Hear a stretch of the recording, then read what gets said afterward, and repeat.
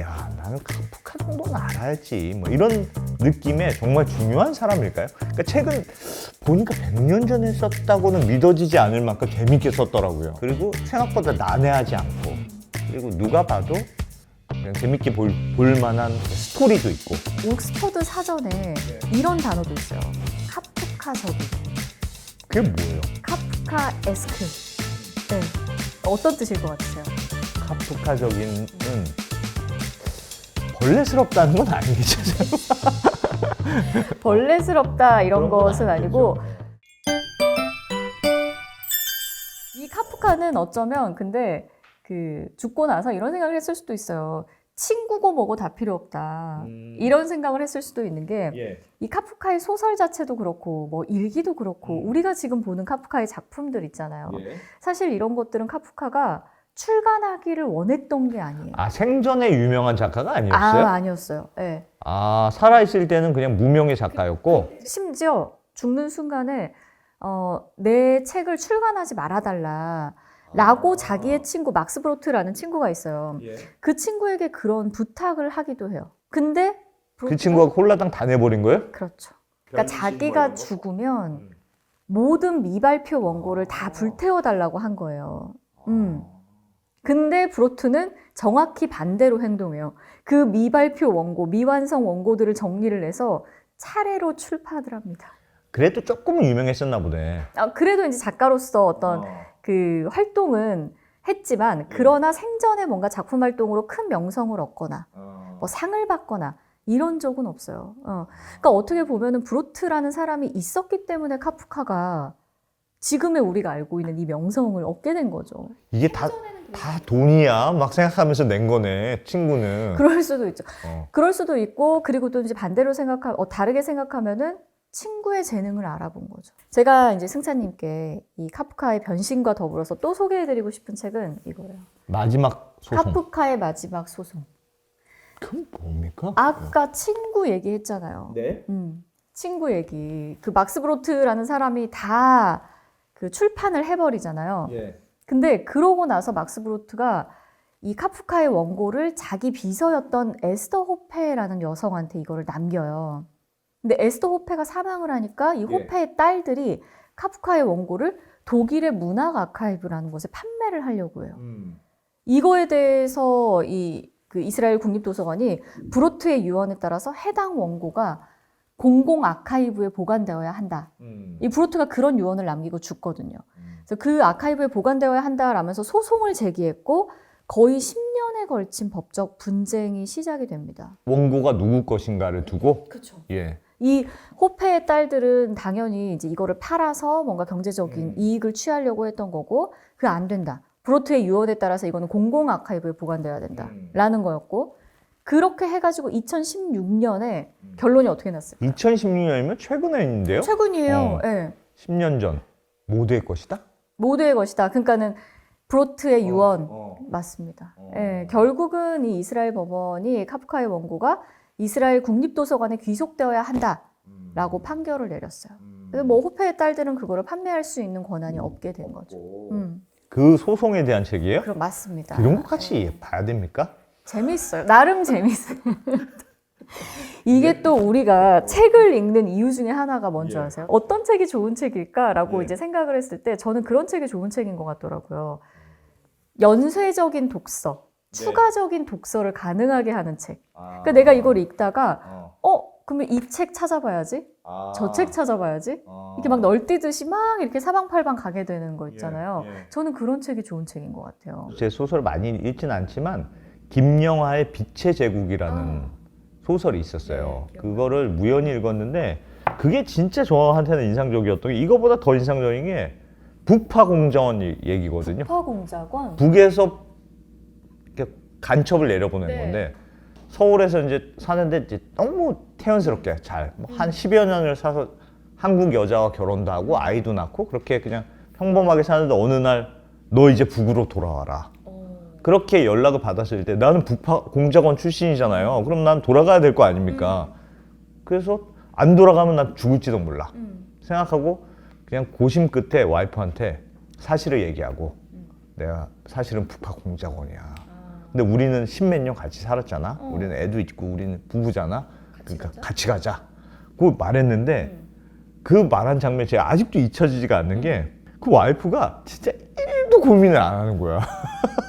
내가 미쳤, 그 대사는 생각 안 하지만 거의 내가 미쳤니? 거의 수준입니다. 갈 거면 너나 가. 그걸 보고 야, 부부의 관계라는 게 이렇게 아무것도 아니었단 말이야? 하면서 제가 그 소설을 읽었을 때 술자리 갈 때마다 그 얘기를 했어요. 사람들한테. 야, 이렇게 사람 결혼이라는 게 취약한 거야.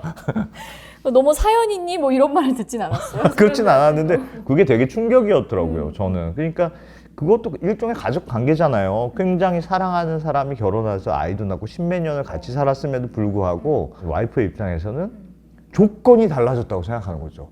그러니까 내가 널 사랑하는 이유는 이러이러이러한 조건 때문에 그랬던 거야. 근데 그 조건이 중에 하나가 나만 사람일 것이 있었던 거죠. 나만 사람일 것이 없으니까 넌 그러면 처음부터 조건이 안 맞았네. 넌 나한테 거짓말을 한 거야.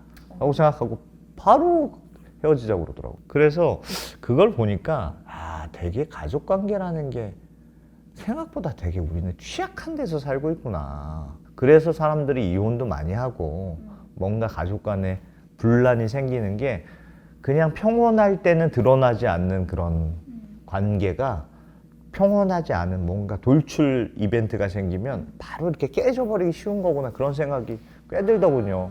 그게 약간 우리 사회에서는 IMF 같은 그런 위기 아니었을까? 네. 카프카가 이름은 진짜 많이 제가 들었는데 그리고 변신은 이번 기회에 잘 읽어봤고 진짜 유명한 사람이에요. 유명하다고 문학사에서 야, 나는 카프카 정도는 알아야지 뭐 이런 느낌의 정말 중요한 사람일까요? 그러니까 책은 보니까 100년 전에 썼다고는 믿어지지 않을 만큼 재밌게 썼더라고요. 네.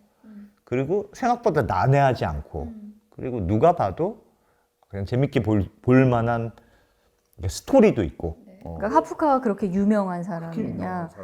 독보적인 사람이라고 할 수가 있죠. 근데 어떤 면에서 독보적일까 생각해 보면은 그 상상력의 차원에서 독보적인 것 같아요. 카프카가? 네.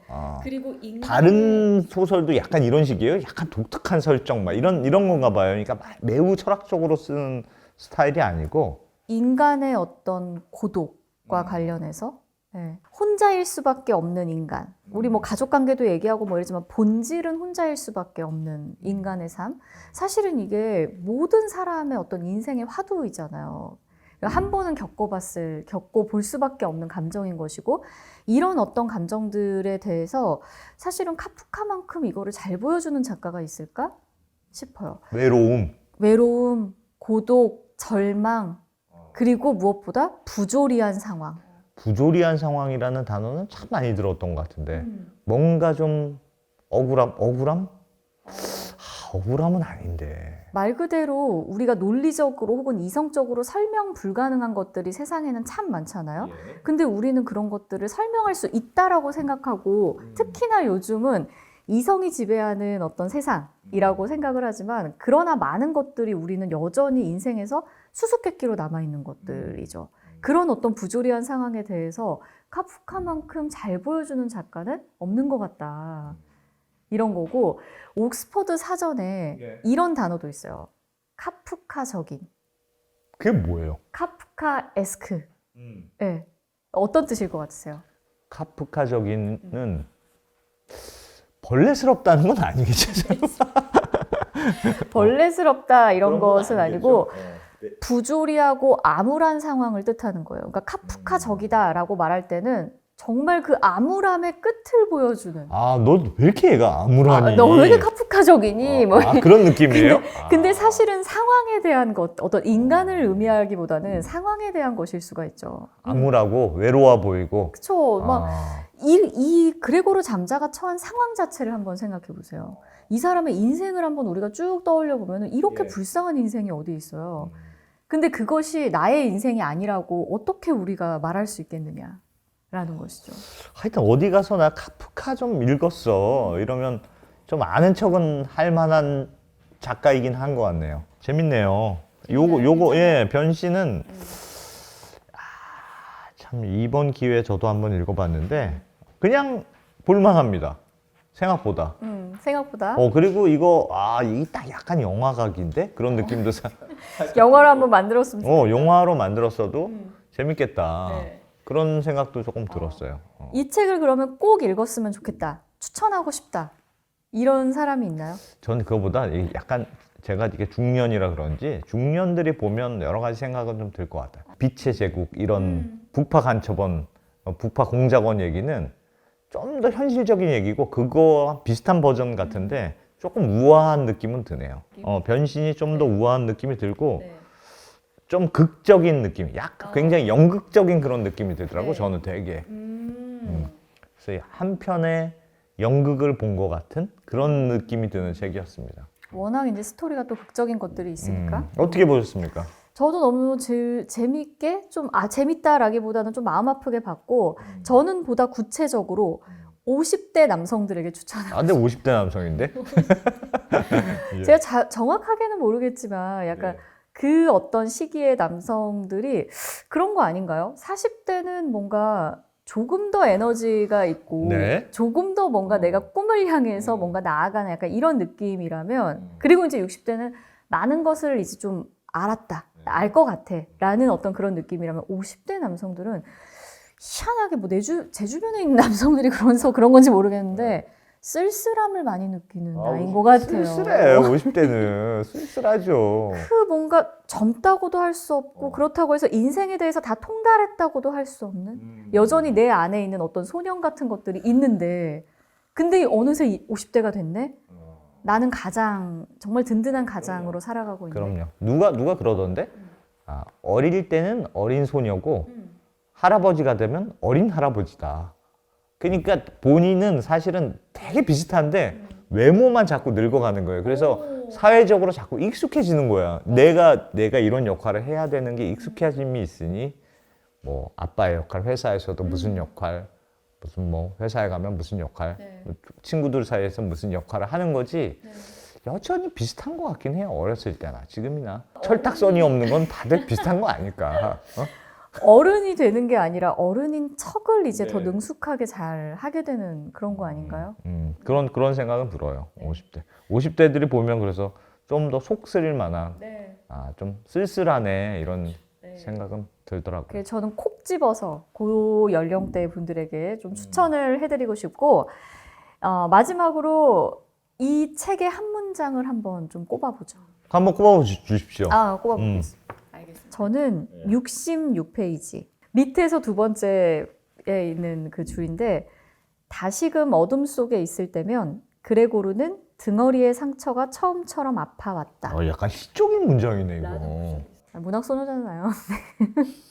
근데 이거를 탁 읽는데 제가 마음이 너무 아팠다. 등이 아파왔다는 게 혼자 남았을 때 아빠한테 사과로 맞은 등짝? 바로 그거예요. 그 벌어진 상처가 봐봐요. 문장을 읽는다는 건 이런 것 같아. 되게 상상을 하게 만든 거예요. 다시금 어둠 속에 있을 때면 가족들이 다 나가고 그 방에 나 혼자 있는 거예요. 근데 그레고르는 등허리의 상처가 그냥 아파왔다가 아니에요. 처음처럼 아파왔다잖아요. 처음 느꼈던 그 고통이 혼자서 어둠 속에 있을 때 다시 내가 떠오르는.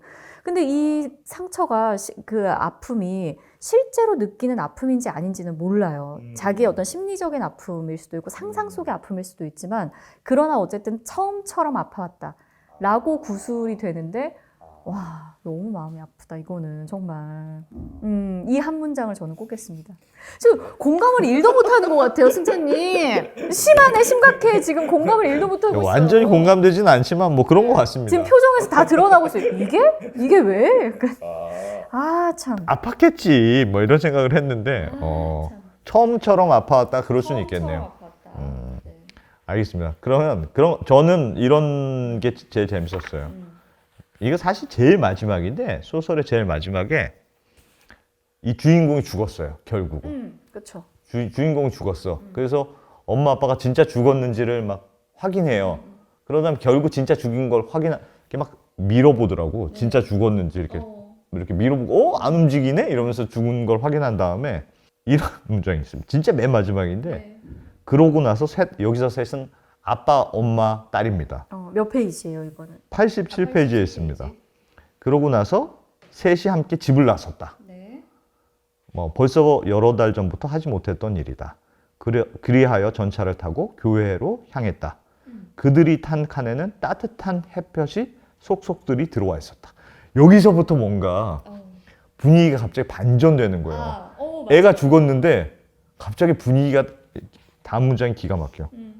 그들은 좌석에 편히 기대고 장래의 전망에 대해서 논의했는데 좀 더 자세히 관망해 보니 미래가 그렇게까지 암담하지만은 않다는 사실이 드러났다.